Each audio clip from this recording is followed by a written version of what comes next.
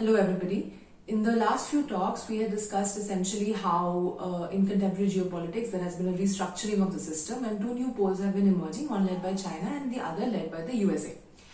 I think a clarification is required here, and that is the fact that no scholar on either end of the spectrum, whether in the global north or in the global south, believe that the world is being coalescing into some sort of strict bipolarity. But they do believe that there has been sufficient crystallization of resources and as well as diplomatic, economic and political influence between these two poles, and sufficient conflict and contradiction between the two for there to exist a system of loose bipolarity.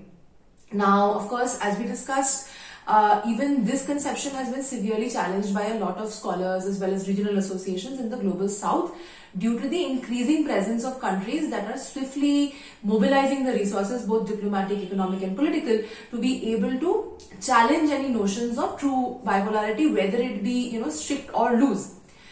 India in this example is very important because India's historical independence of foreign policy and strategic distance from any kind of alliances has not only complicated bipolarity,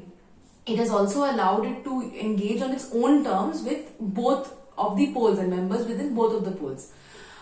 This is not only complicated by India, it is also complicated by other countries like Malaysia, Indonesia, South Korea, which involve and engage themselves with the leaders of the two poles as well as the component members with varying degrees of contest and economic cooperation given their own economic and security imperatives. The biggest contradiction to bipolarity, however, is the fact that there is close collaboration between the members of the two poles itself, including even the leaders, which are US and China. And this is in stark contrast to what the situation was during the Cold War, where the USA was seeking to isolate and constrain the USSR and to essentially destroy its ideological, economic and political influence in the region and in the globe.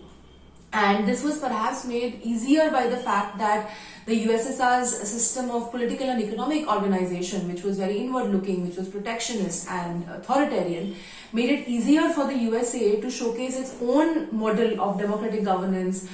emphasis on individual liberties and free market capitalism as just a better alternative.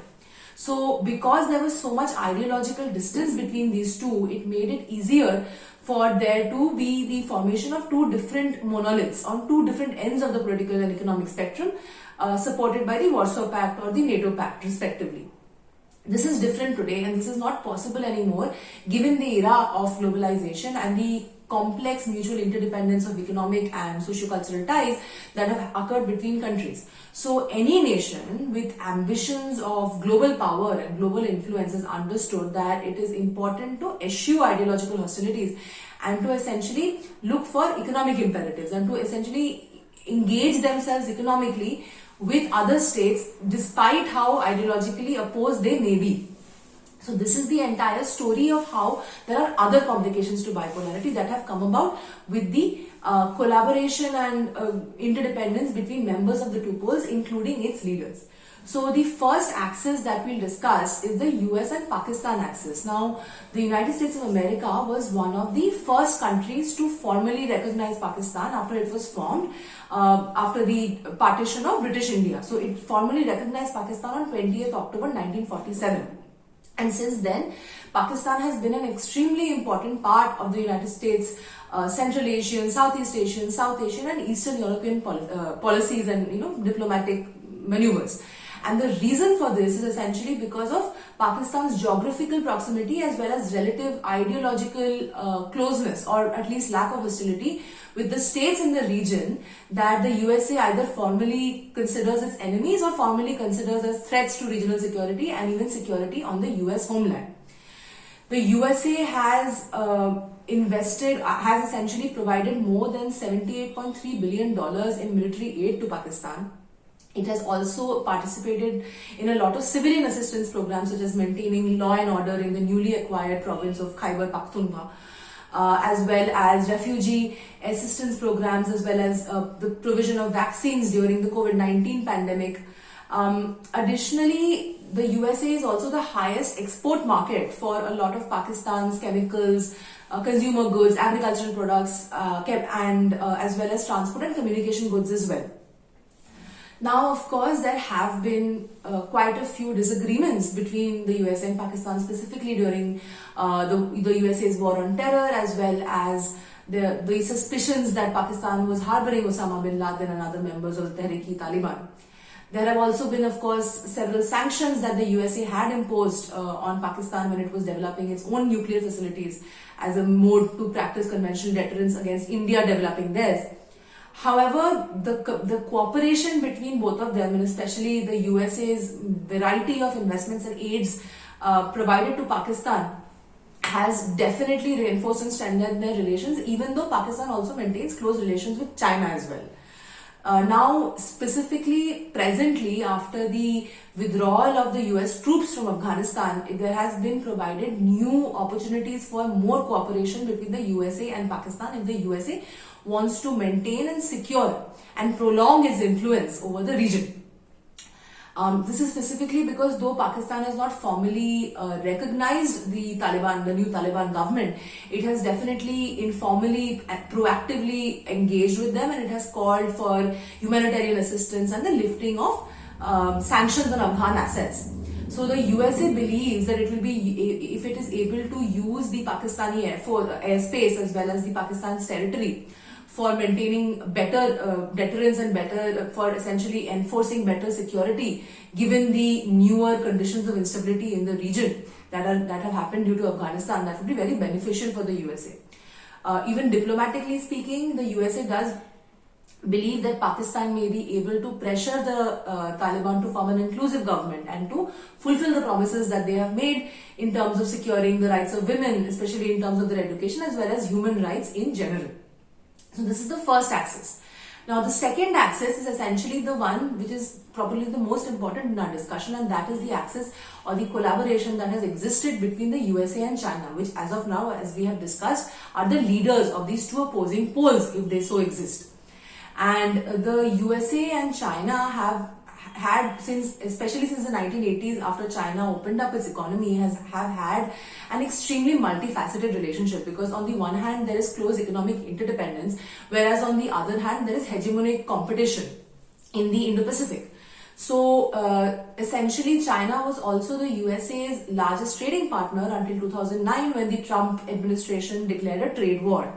The USA has invested upwards of $48.3 billion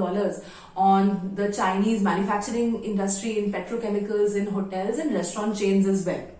Now, the relations between both these countries have been generally stable, except of course for moments of open confrontation that happened during the Vietnam War or the Korean War. But both countries have continued to cooperate on a variety of issues, including the present COVID-19 pandemic, mitigation of climate change, maintenance of nuclear non-proliferation. There have also been several people-to-people socio-cultural exchanges that have occurred. And even though, yes, of course, there have been certain allegations of China appropriating the US's technology, it cannot be denied that China has also provided the USA with a lot of cutting-edge high-tech technology made at affordable prices. Now, the cooperation, especially the close economic cooperation between the USA and China, became even more apparent after the US-China Relations Act of 2000 was passed and China was formally inducted into the World Trade Organization, or the WTO, in 2001, and was then conferred permanent most favored nation status in December 2001. Since 2009, there have been several high-level meetings between senior officials and diplomats in the US and China that have included the biannual strategic economic dialogue, as well as US-China senior meeting, where they essentially discuss various issues of economic convergence. Now, it is very apparent, and we all know, that the US and China do differ significantly and have several contentions with regard to China's maneuvers, aggressive maneuvers in the South China Sea, its treatment of Uyghur Muslims in the Xinjiang province, its suppression of democratic protests in Hong Kong, its treatment of Taiwan and of Tibet. And the USA has on all of these occasions essentially reiterated the importance of freedom of navigation, the importance of maintaining access to important sea lines of communication, and the importance of essentially democracy all over the world. However, the fact that both governments, both Xi Jinping as well as Biden administration, as well as the governments preceding them, both of these governments have also taken a non-adversarial and more flexible and diplomatic posture towards dealing with each other. And this has also been made especially evident after the Biden-Xi summit that essentially happened. It was a virtual summit that happened in 2021 December, where both did, of course, discuss the issues, mutual issues of contention, but they agreed to maintain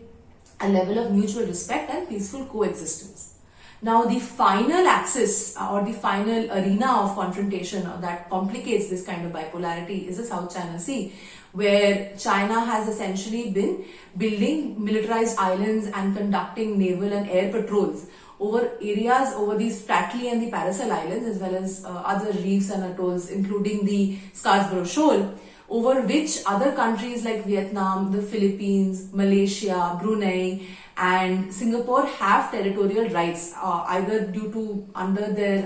because these areas belong to their exclusive economic zones, or because these areas have traditionally, in their opinion, belonged to them. So on the other hand, of course, in these areas, China has utilized the doctrine of the nine dash line, which has been